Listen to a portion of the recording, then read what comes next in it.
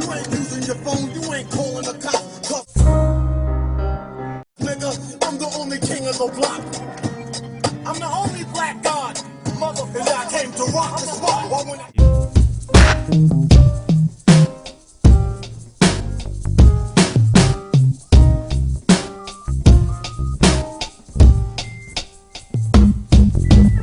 Perhaps the psychological insecurity we often feel is largely stemmed from what we perceive as an ambiguous external world.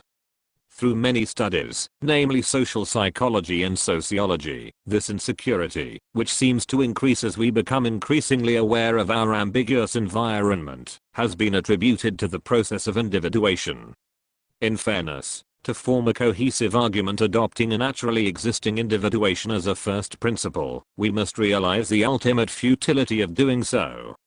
Plato asserts, quote, "A first principle cannot be derived. For everything that is derived must come from a first principle. But the principle itself cannot be derived from anything at all." End quote. Not to refute the process of individuation, but it is of the utmost relevance to expose the ambiguity underlying any rationalistic pursuit, and this rational expounding of the ambiguity underlying the development of capitalism. One must bear this idea in mind. Let us return to our ultimately refutable presupposition, which is that individuation is a naturally occurring process. Erich Fromm believes individuation became very prominent during the emergence of capitalism, that is from the Reformation to the present. Quote, "The growing process of the emergence of the individual from his original ties, a process which we may call individuation, seems to have reached its peak in modern history in the centuries between the Reformation and the present." Fromm will continue to argue that with the growth of individuation, there is a corresponding growth of self-strength and growth of aloneness. Furthermore, this aloneness is marked by feelings of powerlessness and anxiety. End quote. Thus, it is arguable that this post-Reformation triumph of capitalism is marked by feelings of overall insecurity. We will also argue that as individuation has progressed since the Reformation, this insecurity has become less theologically based and more psychological, all the while being manifested in economic life in the form of capitalism. Hence, John Dewey's assertion, quote, "The most marked trait of present life, economically speaking, is insecurity." End quote. Ultimately, this insecurity, which fuels the capitalistic spirit, differs between the Protestant reformers and modern man, based on the ambiguities perceived in their respective ideologies. The former experiences an insecurity of an unknown afterlife predetermined by God, and the latter feels existential anxiety in a seemingly meaningless existence on earth. Why did the individuation of mankind peak during the Reformation? Consistent with Fromm's definition of individuation, the Reformation marked a period of sharp descent and a movement away from original ties in popular Catholicism that had been in place for centuries. An offensive and irrational trait of the pre-existing Catholicism was that it seemed to place divine power in the hands of clergymen. One of the many corruptions as perceived by the Protestants was the ease of attaining divine salvation through penitence, or in the worst cases, indulgences.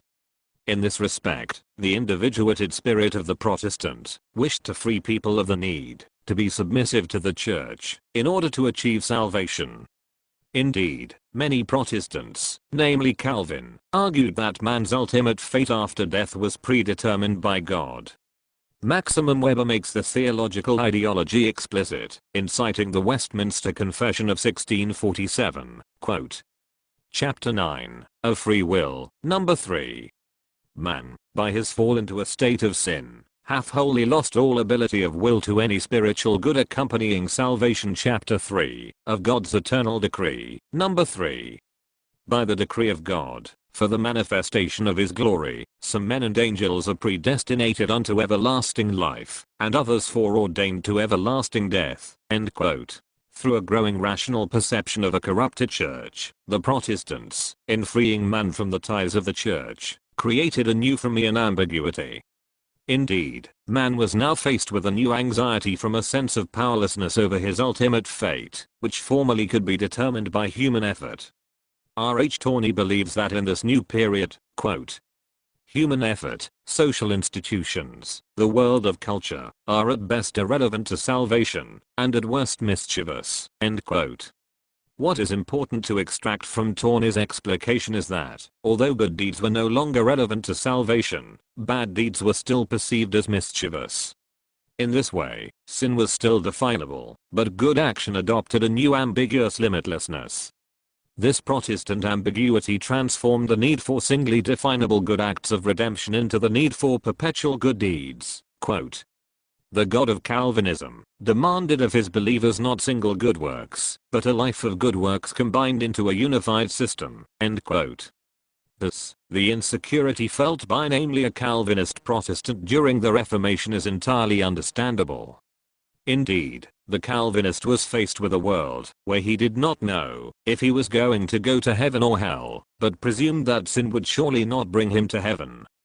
Thus, many Protestants adopted an ascetic lifestyle of good works that was ultimately conducive to capitalism. Because the Calvinist lifestyle epitomized this new asceticism, and as a group they thrived economically under capitalism, it will be helpful to examine them specifically.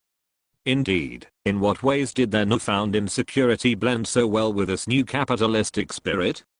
One interpretation is that many Calvinists, including Calvin himself, suffered so to speak from what modern-day psychologists would deem narcissistic personality disorder. Christopher Lash's description of the modern narcissist seems to strikingly depict the personality of a 17th century Calvinist. Quote, "His apparent freedom from family ties and institutional constraints does not free him to stand alone or to glory in his individuality. On the contrary, it contributes to his insecurity, which he can overcome only by seeing his grandiose self." End quote.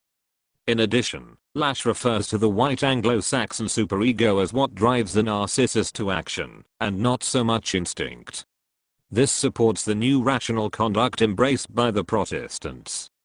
Like the narcissist who expresses outward grandiosity to defend inner feelings of insecurity, one could speculate that Calvin's confidence in being one of God's elect was a sign of this narcissism.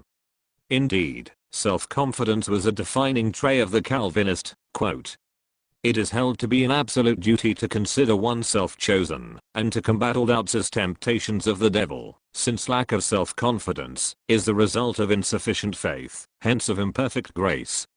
The exhortation of the apostle to make fast one's own call is here interpreted as a duty to attain certainty of one's own election and justification in the daily struggle of life.